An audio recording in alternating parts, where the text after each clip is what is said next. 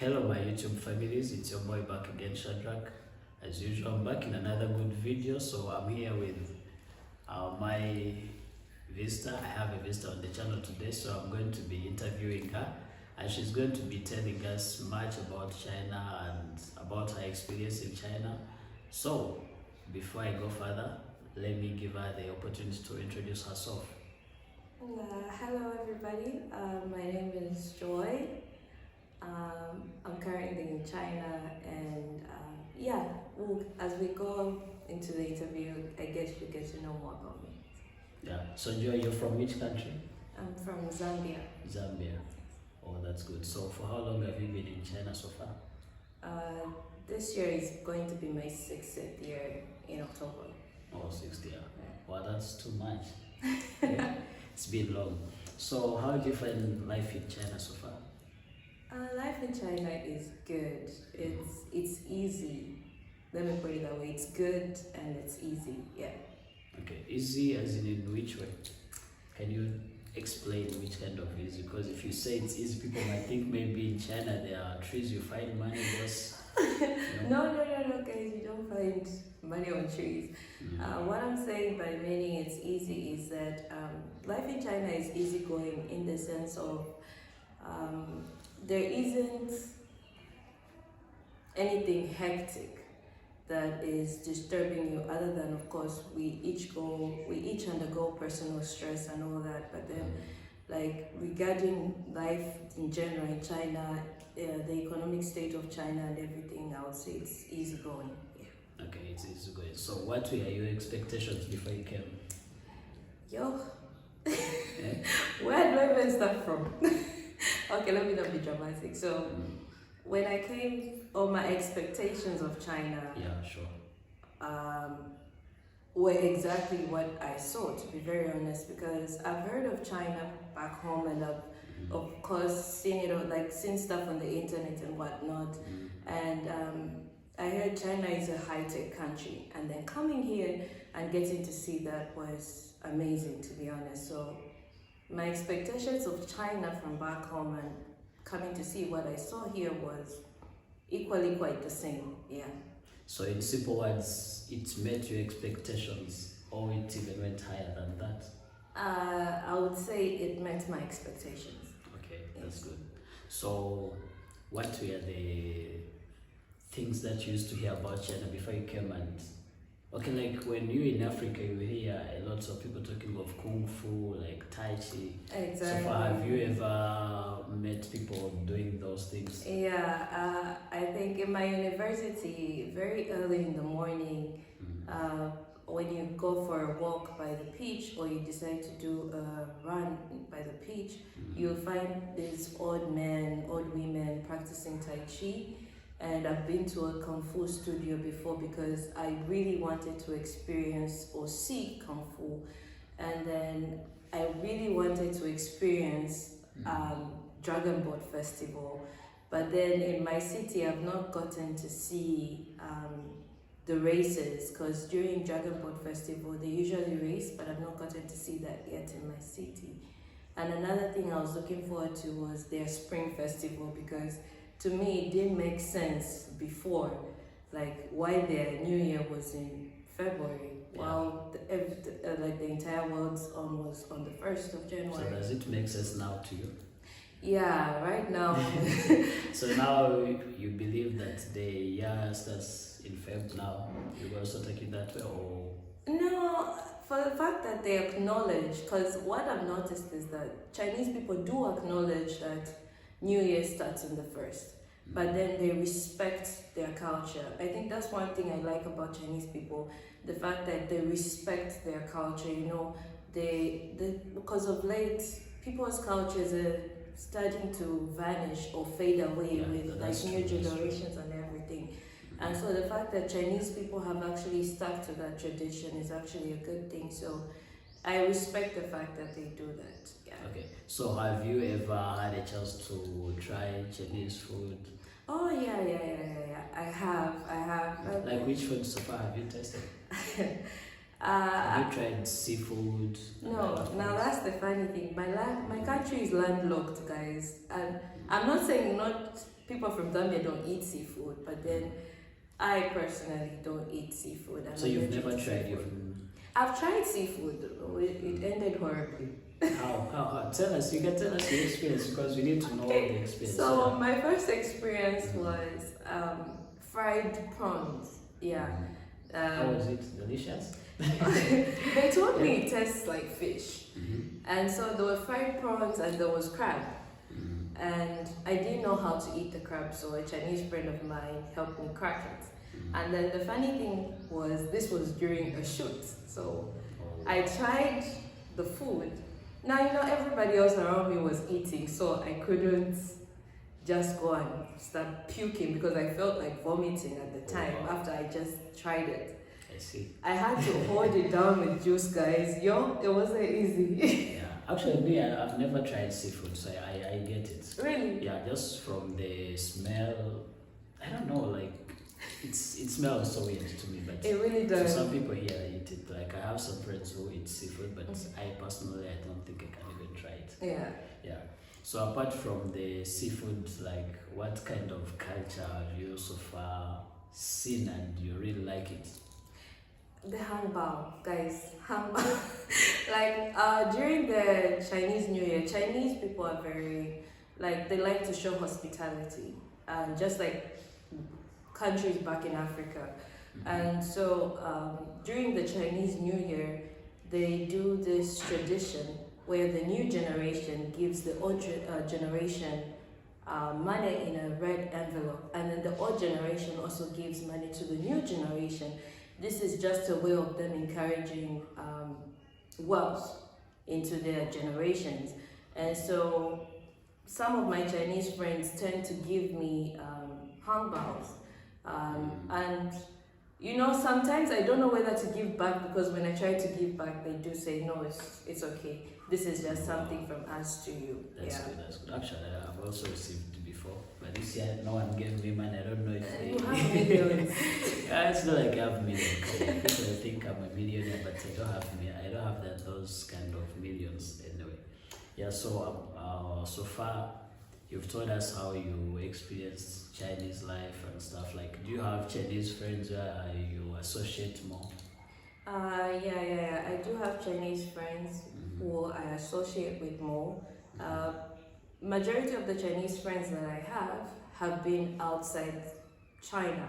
Oh. And so they recently just came back, and so you find that we constantly communicate in English and in Chinese, because I'm trying to make sure my Chinese gets better, and they're trying to make sure that they don't forget their English. So yeah, I do have Chinese friends who I constantly communicate with. That means like you communicating with them, you either use Chinese or English. You can use both, right? Yeah, we can use both. Oh, that's good, that's good.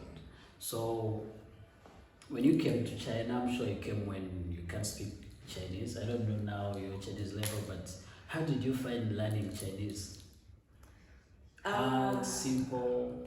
Okay, I think one thing that drove my Chinese learning to where it is right now is because I was interested in learning Chinese. Okay. I was very interested in learning their language and being able to speak a different language as well, to be able to communicate, you know, with them. I think I was looking forward to it. Yeah, I think that's what drove my Chinese level to where it is right now. Okay. So how long does it take for you to be able to speak some good Chinese? Maybe you go in the market, you can be able to communicate with those local people. Guys, I think one thing, let me just put this out right now. You know how back home, back in Africa or back in Europe or any other country, every culture or every country has tribes, and so those tribes have a different language. It's kind of the same thing with China. So I think before coming to China, I thought everybody speaks Chinese, but it's like when you are in Guangdong, you speak Cantonese. When you go to Beijing, they speak a different Chinese. Yeah. When like they have different dialects. Yeah. But then the most common one is Mandarin, which is spoken widely everywhere in China. And so, yeah, I think I have met so many people who can't actually speak Mandarin and they're Chinese. I've met so many who don't speak it. the Mandarin. Yes, and they're Chinese, you know. And when they speak, I'm also confused. I'm out of place. Like I went to, I think it was in Zhejiang, but the driver for the taxi driver was speaking a total different language. And when I speak, he couldn't understand. Me, I wasn't understanding. That is where the Even problem when comes I in. tried to translate, even when I use a translator, he's now off. So I think, yeah, what you're saying really, it's true. So someone who is back home and wants to come to China and maybe they haven't learned about China or they know nothing about China, like what can you advise them before they plan of coming? Okay, so first things first, I would advise you start up a savings account from back home. Majority of the countries right now, I think, have Bank of China. So I think you can start a savings account while you're back home. And secondly, I would advise you actually start learning Chinese from back home. Okay. Because trust me, it's not every time that you go to an airport that you'll find people, especially in China, speaking English. Yeah, very few of them speak English. Yeah, that's true. Because right now, you know, they're receiving more foreigners, so they're trying to enlarge their language by learning English. But then I would advise you actually start learning Chinese from back home. We have YouTube, and you can start with HSK 1, 2, 3. At least learn how to say the ni hao, learn how to say the how can I go from here to there. And then another thing is very and another thing is, as you're traveling, guys, make sure you have Google Translate on your phone. Very important. Very, very important. I'm also advising you to do that. Before you travel to come to China, make sure you have Google Translate, just in case you need to say something and you don't know how to say it and the person you're speaking to doesn't understand. It's important for you to have Google Translate on your phone, just in case the person you're talking to can't understand what you're saying. You can easily look for a language on Google Translate into what you want to say. So yeah, start your savings, learn Chinese from home, and have Google Translate as you travel. That's very important. Yeah, and I would like to ask you, like, there are so many people who would like to come here maybe for business, others want to come here in China for studies, but so far I'll start with the one with studies because you're a student. I'm sure you have more experience in studying. So what can someone who is from home expect about Chinese academics?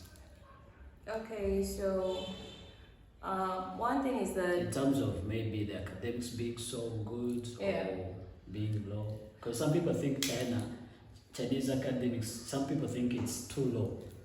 No. And okay, in my own experience, I feel like academics back home in China are equally, I think they're quite the same. They're quite the same. I feel like the only difference, right, is that in China, you're actually given more time to study. They don't bombard you with courses back to back. Back home, it's like, okay, I'll give an example, like with medicine, right? Back home, is it second year? You're doing histology, you're doing anatomy, you're doing physiology, you're doing, like, you're doing almost all the courses, but then first year here, in like when you're studying medicine, you're mostly doing anatomy. Like for my university, we did anatomy, we learned Chinese at the same time, and yeah, mainly it was those two, because they needed to give you time to actually get into what you're studying, to fully understand, because it's not fair when you're bombarded with courses. You really do not have a life. You don't have time for yourself. Pressure from everywhere, and you're alone in university. It's not like you have parents there with you. So I feel like the learning experiences, like from back home and in China, the academic experience is quite the same. The only difference is that here you're actually given time to settle into the major you're studying. Exactly. Okay, I get it. So how do you find the technology? Like, is there any difference between African technology in schools and Chinese technology in school? To be very honest, I feel like China has more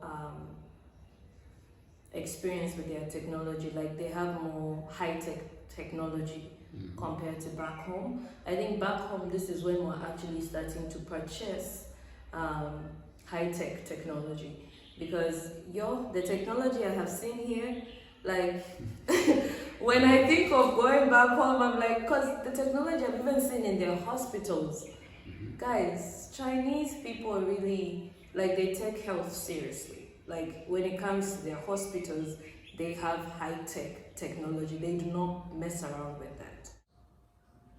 Okay, so like people who are coming to China, what kind of jobs do they do? Like, usually students, they want to either have some part-time jobs they can do. Like, are there opportunities of students to work in China? Is it a must for students to work? Because we know so many students here, they don't work, or some have never even worked. Yeah. So are there opportunities of students to work? Yeah, China, okay, I believe that in every country there are chances, there are possibilities that, you can make something of yourself or do something. So, yeah, China also has those possibilities where you can do something. Okay, so I'll take for example, right? There are people that are good at cooking, and so they start a cooking business. There are others that are so fluent in English that are able to teach. Whether fluent or not fluent, there are people that are good at teaching. And we also have people that model, people that take pictures, photographers, videographers. Like, there's so many things to do right now. TikTok, blogging, vlogging, literally a lot, yeah. Okay. So like those kind of jobs you talked of, modeling, teaching English, like, is there any requirement for teaching, first of all? I think for teaching, usually they ask for the IELTS, the English exam, usually. But majority of the times, they just need you to be fluent in English, so either native or non-native. Okay. Yeah. So how is the payment? Because some people would like to have such jobs. For Is the teaching, payment good or just? for those that own self-businesses, I think the payment is good, but for those that are teaching, I'm not so sure because I've actually never taught before. Okay. So how about the modeling? Like, how is the modeling thing? Like, how is it going? Modeling, like, are there certain requirements, or like, do not given same opportunities as Chinese people or Americans, Russians, and other people? Yeah, I believe everybody has equal opportunities. Yeah. And for foreigners, actually, in China, you actually have more opportunities than the Chinese themselves. So for foreign models, I feel like they have higher, or they're requested for highly. Yeah. Okay. So how is the modeling? Like, can someone take modeling as a career here, like to people maybe students? Definitely. Can they do it, like maybe after studying they do modeling, like their career here? Yeah, definitely. If it's a paying. A paying thing. Mm-hmm. The payment is good. For one thing, the payment is good. If you want to take it further after your studies, it is possible. I believe you just need to find an agency, because sometimes when you're by yourself without an agency, you have to keep looking online, or maybe WeChat, which is like the most form of communication here. And then you also have to look at maybe Weibo. Sorry about that, guys. Or maybe you have to look at Weibo, which is like Chinese Instagram over here, for like whenever they're looking for models and anything. But then if you have like an agency, or you have modeling friends, they can help you find job opportunities. Yeah. So about the modeling, are there same opportunities with guys and ladies, or it's more for the ladies? Okay, on that, I would like to say it's more on the ladies than the guys, from what I have seen and what I've experienced. Okay. Because I've seen more opportunities for the ladies than the males. Okay. Yeah, so like someone who wants to do that job, like maybe someone is expecting to do modeling, maybe someone has been modeling before coming to China, it might be in Africa, Europe, anyway. So like what kind of advice if someone has that kind of talent before coming here, can they come expecting to get it, or they should come when their expectations are not high and not low? How is it? Okay, so if you've been modeling from back home and you want to start modeling here, I think the first thing you should be or do is be humble and open up your mind to try to learn new things. Okay. Because I wouldn't say modeling is the same everywhere, but then one character that must come out of you majority of the times is confidence. And so your confidence must be seen in the picture that you're taking. But one trait I would tell you to remove is arrogance. Yeah, do not be arrogant. So if you want to do it in China, if you come highly expectant here, come highly expectant. It's not going to be an easy journey, of course, but come highly expectant and be ready to make friendships, to be very honest. To mingle, exactly. Okay. Because, and not just to mingle with foreigners, but with Chinese as well, because Okay. at the end of the day, it's the Chinese that you're They mostly connect going you to, to another. exactly, they'll connect you to agents, they'll connect you to videographers, photographers and whatnot. So just be ready to mingle and make friends. Okay. So does modeling also require to be speaking Chinese? Majority of the times, no, but I feel like for better communication between you and the photographers, I think it's good that you know a bit of Chinese, or at least a little bit fluent. If you're very fluent, trust me, that's a plus, because you can communicate with everybody that's on set. But I feel like you need to know a little bit of Chinese. Okay. So that's good. That means they can try it before they come, like for the better opportunity. Yeah, definitely. Try it back home, you know. Alright. Thank you for coming on my channel. Hope to see you more in other good videos. So thank you guys for following up to this moment. So if you've been watching this video, please consider subscribing and like the videos, comment, and also give your ideas. And also don't forget to share this video, please. And Thank you so much. subscribe. Sure. See you. See ya.